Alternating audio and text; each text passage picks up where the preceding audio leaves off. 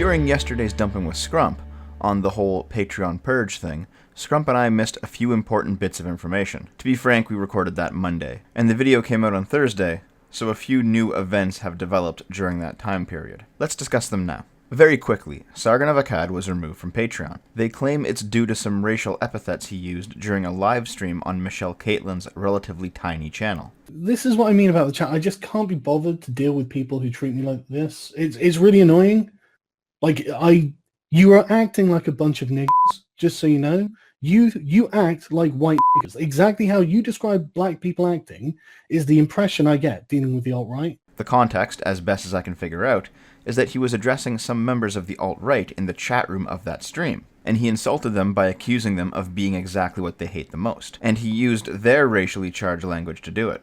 Seeing as that stream was 10 months old, and that recently both people from the Cow boards on 8chan and Ethan Ralph's Discord have been mass emailing a paste bin containing this stream and other events to Patreon, it's highly likely that Patreon wasn't aware of this stream before these groups sent them the info, in my opinion. However, due to both the wording of Patreon's terms of service, as well as an interview with Patreon's CEO, Jack Conte, it's clear that Patreon's official stance is that it does not ban for off-platform action. There's this section of the content policy that specifically mandates like the things that you can do and can't do on Patreon, the platform itself, not like on Twitter, but on Patreon, the platform itself. Which suddenly casts Patreon's credibility into doubt, because that is exactly what they have done with Sargon. Patreon's emails to Sargon stated that because Sargon's Patreon was about his Sargon brand, and because the Sargon brand is known for making guest appearances on other people's streams, technically Sargon's appearance on Michelle Caitlin's channel was still covered by the terms of service. That's quite a stretch, but it's one that Patreon doubled down on, with Jack Conte stating in a private message with Tim Pool that he knew the terms of service was worded in such a way that it was not obvious to anyone that Sargon's behaviors violated it. Despite this, Patreon's Jacqueline Hart, speaking for their Trust and Safety Committee, penned a response to the whole thing titled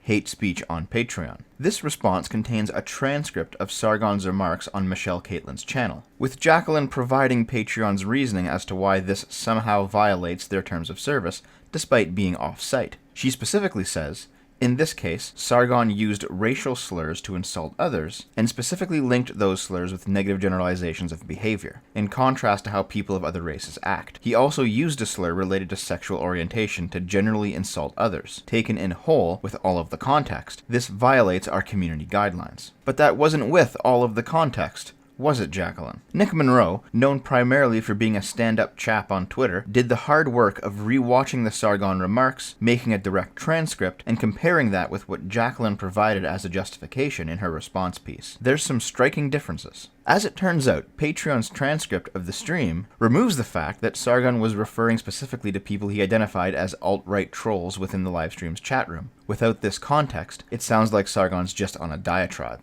An entire paragraph is skipped over, further providing context that Sargon's replying to the chat, but even more telling, mentions of Sargon's working class background is also removed from Patreon's quotation. In the third paragraph, Patreon explicitly leaves out another reference to the working class side of the conversation. Jacqueline did not provide all of the context as she claims, but left more than half of the conversation on the cutting room floor, specifically the parts that would run counter to the idea that Sargon is a racist. And it's this narrative that the media would run with, publishing articles that misquote Jacqueline's interpretation of the truth, with the consequence of their content straying even further from the mark. When you look up Jacqueline Hart on LinkedIn, you'll find she's got an impressive resume. She's only been at Patreon for the past 3 months, but she has a number of successful financial and banking jobs under her belt, including an 8-year stint at PayPal. She's a banker. She's not a community manager. She's not somebody fit for the Trust and Safety Board at Patreon, unless that phrase refers to the trust of investors and the safety of Patreon from lawsuits. Jacqueline Hart doesn't have creators' interests in mind. She doesn't have the community's interests in mind. She has the bank's interests in mind.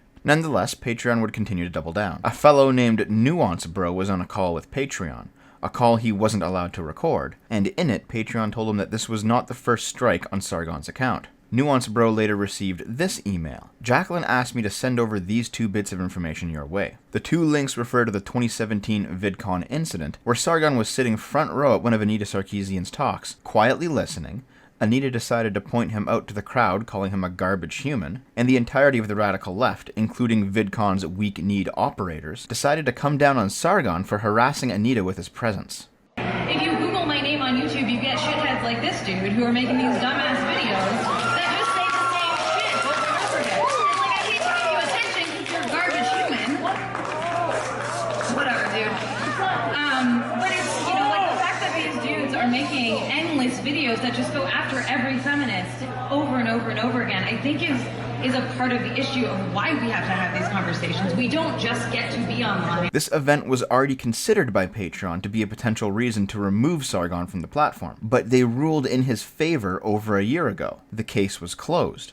And yet now, it's considered part of their manifest observable behavior bullshit. And considering Jacqueline's extensive history with PayPal, I think it's important to discuss the PayPal-Patreon relationship. Patreon initially had a lot of trouble getting PayPal to work with them, due to Patreon allowing adult content and PayPal expressly forbidding it. What's interesting is that PayPal cut a specific deal with Patreon to peddle in the not safe for work, and explicitly stated that this was a privilege for Patreon only, and not an overarching change in their policy. This is important because it provides context regarding how Patreon treats its competitors. A similar startup to Patreon, Memberful, was bought out by them last August, and an article written about the event puts forward the theory that as content platforms begin to popularize their own payment methods, like YouTube Super Chats, Twitch subs, and so on, Patreon may be feeling the pressure to consolidate its industry. I'm going to speculate here a bit, so this is just my opinion, but let's set the stage. Patreon has a special relationship with PayPal. Patreon takes on a new trust and safety head, Jacqueline Hart, who used to work at PayPal. Within 3 months of Jacqueline working at Patreon, Patreon banned Sargon, and Conte,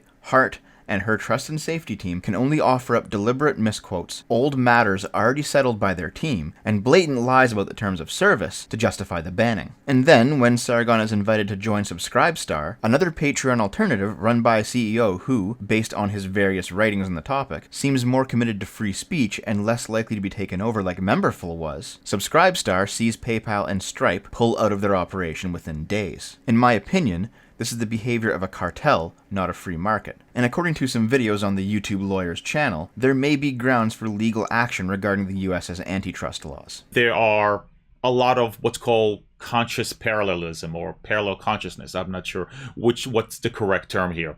The idea being that competitors often follow one another. And the fact that you can point to two companies doing what is otherwise the same kind of action, let's say banning people of a certain political belief or a certain political persuasion, that in itself doesn't show you any concerted effort that otherwise would be considered illegal, let's say under antitrust law. Something changed here. A lot of people said we have to get off of Patreon. But not just get off of Patreon, that no, there is a solution. Let's move to Subscribestar. Subscribestar, up until that point, I never heard about. And almost immediately, PayPal responded. First it was PayPal, now it was Stripe too, pulling their payment capability, their credit card processing and caching ability from Subscribestar. We've seen PayPal pull support for Gab. That did not make any difference, at least in my mind. Why? Because if PayPal acts in a way that's anti-competitive, right, against a company such as Gab. Gab is not a competitor to PayPal. PayPal is permitted to express its ideals. You might disagree with it, but it's called freedom of speech. They're entitled, just like you, to express, and they're expressing their ideals through their actions. So when I saw Patreon ban Sargon of Akkad, okay, it's conscious parallelism, okay? It could be unrelated companies, unrelated decision by multiple companies to do the same thing, maybe cultural. But then almost immediately we saw an action by PayPal against Subscribestar. Now, it's a brand new company, for all practical purposes, did nothing wrong except be a competitor to Patreon, who suddenly got a lot of free publicity because they became the only real alternative to Patreon. What I saw is PayPal, a credit card processing, react to something that was going to affect Patreon from a competitive perspective. And that changed everything. Since this all went down, a lot of people have pulled out of Patreon. Many large creators, as well as thousands of contributors, have simply decided to leave the platform, even though there's not yet a stable alternative. We went over a number of them during Dumping with Scrump, but even more have left since then, including the aforementioned YouTube lawyer, as well as the 5th largest account on the platform, Sword and Scale. Sword and Scale is a largely apolitical operation, and there are a few people lambasting them on Twitter claiming that they're caving to alt-right pressure, which is ridiculous, seeing as it is Patreon that has caved to an alt-right email campaign against Sargon. But here's what these people, and creators like Jeff Holiday whining away about his income, don't understand. This actually isn't about politics. I mean, sure, it's about Sargon's politics. His channel's political, and it seems like Jacqueline's been looking for a reason to sweep him off the platform since she arrived. Her actions were political, and she's grasping at whatever straws she can to try and salvage her dumpster fire company. Jacqueline herself seems to be a corporatized variant of the SJW, with her personal Twitter talking about women's only business events and hashtag We Run the World and other such nonsense. But the event itself, the Patreon purge, the crowds of people abandoning the company for Subscribestar and Gab's upcoming payment processor, and Jordan Peterson's in the works solution, all that has become apolitical. It's not about the politics of Sargon or the counter-politics of Patreon anymore. Patreon's business model is based on consumer trust, more so than other tech companies like Facebook, Twitter, or Google. It has to be. Patreon skims off the top as part of its service to crowdfund creators. People directly give Patreon money, and Patreon just torpedoed the public trust in its platform over an ideological spat that a new employee instigated. And it is ideological because you can hop on Patreon right now and find the very words Sargon used off-platform directly on their website, by creators who, right now, aren't banned. But more than that, you can find Patreon profiles advocating for leftist violence and revolution right in their award tiers. People have asked Patreon about this, and Patreon said that they just can't comment on other people's accounts. But wait a minute, that's all Patreon's been doing ever since this whole thing kicked up. They'll email Sargon's fans about it, they'll talk to people on the phone, Jacqueline will pen a sloppy response piece, pissing on Patreon's users and calling it rain. But now you won't talk about other people's accounts? This is why Patreon has lost the public's trust. The business world likes certainty. Entrepreneurs like to be able to make plans, grow a consumer base, and at least be given the opportunity to make reasonable estimations about the future and invest accordingly. This is why Venezuela is a shithole, and why any other form of socialism or communism invariably turns into a shithole.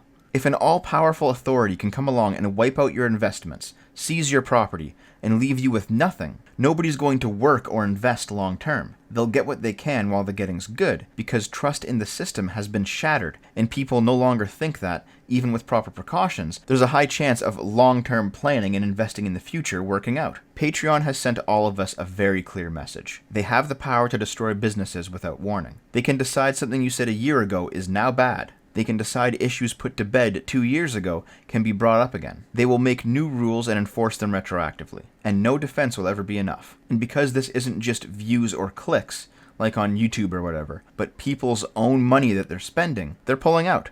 And of course they are. Why wouldn't they be? Patreon as an investment is unstable, unpredictable, and dangerous to rely on. Nobody's going to start up a factory in Venezuela. Why would they open a Patreon account? And I think partly what a lot of your creators are fearing now is that mob rule. It'll just get kicked up enough and that you'll just be under pressure, sort of that the dam has broke already. I think that's a big fear here. No, I just completely disagree with that. And anybody who's watching who's worried about that, yeah, it's a different system. You just don't have to worry about this shit. You just don't have to worry about it. Like people like you and most people who are like engaging in healthy dialogue and talking about tough issues, like this is just not something that concerns most creators. And it like kills me a little bit that there's this fear